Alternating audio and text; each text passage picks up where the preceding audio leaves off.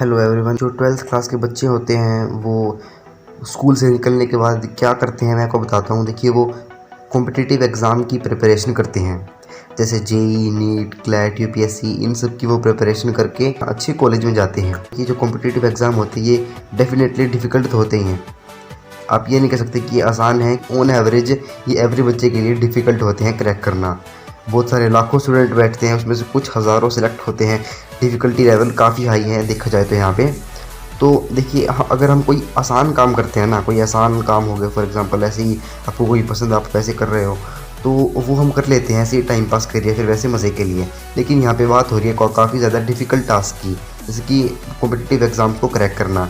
तो आपको अपने आप से पूछना होगा कि आपको ये सब क्रैक क्यों करना है, कि आपको जो अभी आप एग्ज़ाम की तैयारी कर रहे हो वो आप क्यों कर रहे हो।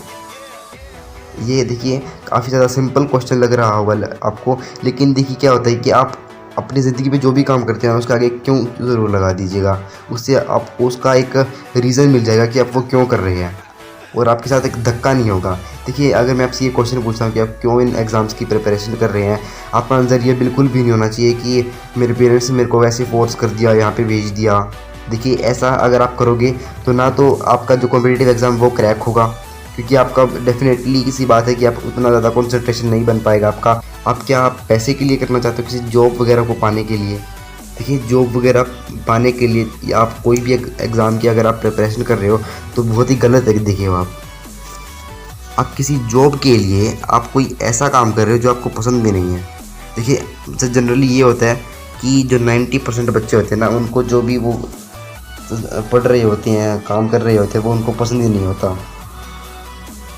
और वैसे भी पैसा कमाने के और बहुत सारे तरीके हैं जॉब से अलावा। जॉब क्या करे, आपको एक सिक्योर फ्यूचर दे देगा।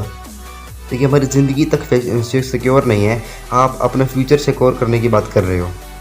आपको पता है कि आप कब मर सकते हो। आप सिक्योरिटी की तरफ नहीं भागना है। आपको जो ये सिक्योरिटी मिल रही है ना, आपको ये जॉब सिक्योरिटी, ये सब, देखिए ये इनसे आपकी पूरी ज़िंदगी निकल जाएगी आपकी जॉब सिक्योरिटी में ही। मैं आपको बता रहा हूँ, सिर्फ सर्वाइव करने के लिए पैदा हुए आप इस दुनिया में। मुझे ये बताइए, क्या सिर्फ आपको सिक्योरिटी चाहिए? क्या आपको फ्रीडम नहीं चाहिए कि हाँ मुझे फ्रीडम मिल जाए हर चीज़ से, फाइनेंशियल फ्रीडम है?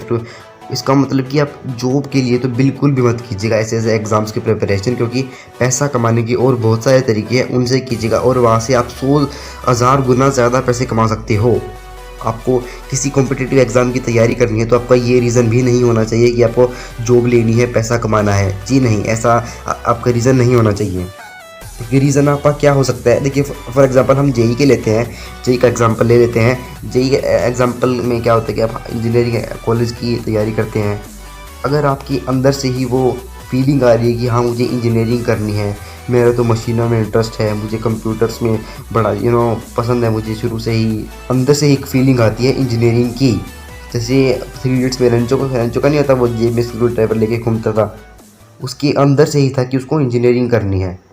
अगर आपके अंदर से भी वो आ रही है तो ही आप जेई का एग्ज़ाम या फिर और किसी चीज़ का एग्ज़ाम दीजिए। अगर आपके अंदर से ही आ रही है कि हाँ मुझे लोगों की मदद करनी है डॉक्टर बनके, तो ही आप नीट का एग्ज़ाम दीजिए। आप इसलिए मत दीजिए कि डॉक्टर तो बड़े अच्छे पैसा कमाते हैं, उनका अच्छा नाम होता है। देखिए, ये रीज़न बिल्कुल भी नहीं होना चाहिए आपका, क्योंकि देखिए आपको सिर्फ एक ही ज़िंदगी मिली है और आपको इसमें देखिए, आप सिक्योरिटी तो बिल्कुल नहीं, आपको रिस्क उठाना पड़ेगा।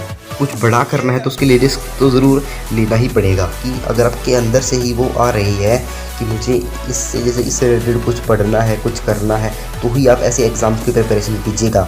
नहीं तो देखिए, आपके 3-4 साल बर्बाद होंगे। इतने ज़्यादा पैसे कोचिंग्स में इन्वेस्ट होते हैं, वरना आपको बहुत बड़ा धोखा लगेगा। देखिए, आपके 3-4 साल यूँ ही बर्बाद हो जाएंगे। आप इतने साल कोशिश करने के बावजूद भी हार जाएंगे, ये हो जाएगा आपके साथ। आप शुरू में ही सोच लीजिए कि आप ये सब काम कर रहे हैं तो क्यों कर रहे हैं। देखिए, ना ही सिर्फ कॉम्पिटिटिव एग्ज़ाम्स के लागू होता है, ये और भी सारे जितने भी हम काम करते हैं कि उन सभी कामों पे लागू होता है। आप कोई भी काम कर रहे हो उसका क्यों ज़रूर लगा दीजिए कि मैं ये काम क्यों कर रहा हूँ। भेड़ चाल की तरह किसी एक लाइन में भागिएगा मत। अगर आपके अंदर से ये नहीं आ रही तो मैं आपको प्लीज़ कहूँगा कि आप ऐसे एग्ज़ाम्स की प्रिपरेशन मत कीजिएगा। दुनिया में और भी बहुत सारी चीज़ें हैं जो आप इनसे हट के कर सकते हैं। ये बात काफ़ी ज़्यादा लोगों को पहले से ही पता होगी, लेकिन वो इसे इम्प्लीमेंट नहीं करना चाहते होंगे। देखिए अभी अभी अभी अपने आप से पूछिए कि आप जिस भी एग्ज़ाम की तैयारी कर रहे हैं आप क्यों कर रहे हैं। इनफैक्ट कुछ भी आप कर रहे हैं उसके आगे क्यों लगा दीजिएगा।